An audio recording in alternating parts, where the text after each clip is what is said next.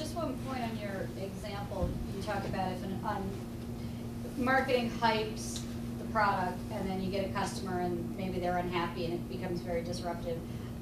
Is there anybody from SAP in the room? Waste Management ended up suing SAP because of that. What they were sold was not what they got. Yeah, So and you know, it doesn't help in this world because you have to engage your customers to help market for you. So if you're relying on that customer to help market for you, not only are they not helping, they're really not helping. So you know, part of the reason I'm so passionate about this is because I think it holds companies accountable in a way that's good for the company. It's not just, you know, I'm an angry consumer and companies should do better by me. It's that companies, and there's internal advocates for being more consistent already, but they often don't have there's a lot of vested political interest in not changing.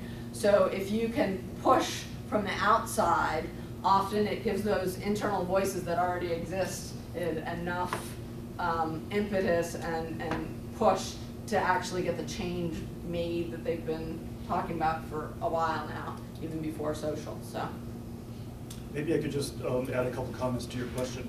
If Rachel was talking about sort of the continuum between community as the smaller group and the network being the larger group.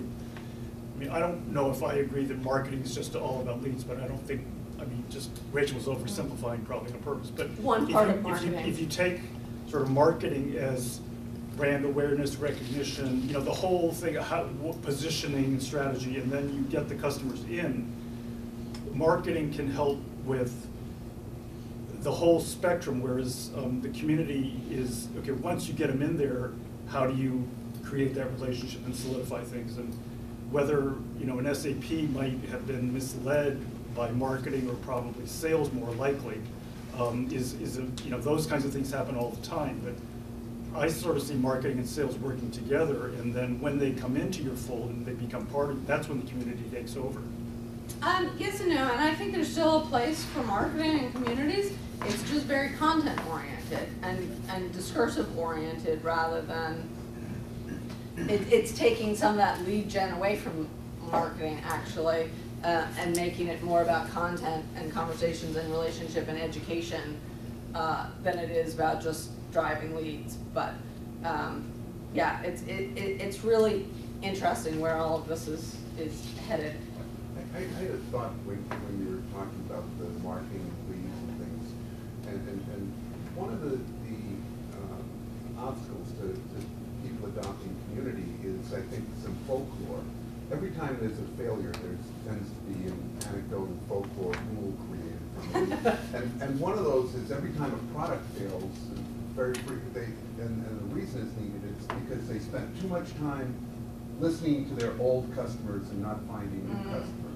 And that's in every VP of marketing's mind.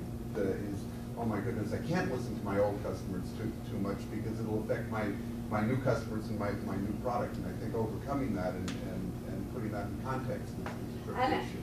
Yeah, I mean, it can actually be pretty effective to put old customers with new customers and match that conversation up, or non-existent customers. I mean, one of the startups have used communities pretty effectively to do market research and then funnel a good portion of the people that help them with that beta market research into customers.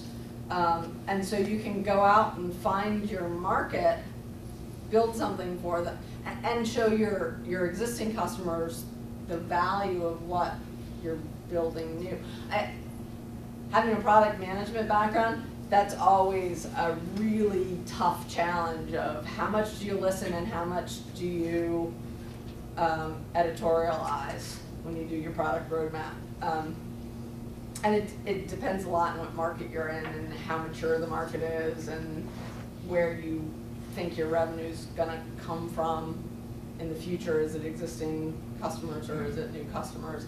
A lot of this stuff, if you're not trying to grow your customer base, do you need social marketing? Not social network marketing, because you're not trying to find new people. So yeah, it depends a little bit. And one of the things that I will say is when doing social strategies, it very often exposes problems with business strategy. And people get it confused all the time. If your business strategy is not clear, your social strategy is not going to be clear. And one of the things that I recommend really strongly is spending a lot of time, and this is hard for individuals, it's even harder for companies. Who are you? What do you want to be when you grow up? Like, what do you really want? The better you define that, the better you'll be at social marketing, because all the operational decisions become very clear when you know who you are, what you want, and what you're going after. And again, a lot of people are coming into the social space and they're social media people or marketing people. They're not thinking about the whole thing, and so and actually the other problem is communities often will result in a lot of value back to the company that is cross-functional. The example I give is Frank Ellison at Comcast. He's a customer service person, and he's on Twitter for customer service, and that's his goal. But he's probably contributed more marketing value back to Comcast than support value. But if he planned out his operations based on both marketing and support value, he's gonna confuse things. He's gonna get really screwed up. But he actually has a very good perspective, which is, I'm customer service. I'm working on customer service. If there's spillover benefit that goes to marketing, great, it's gravy.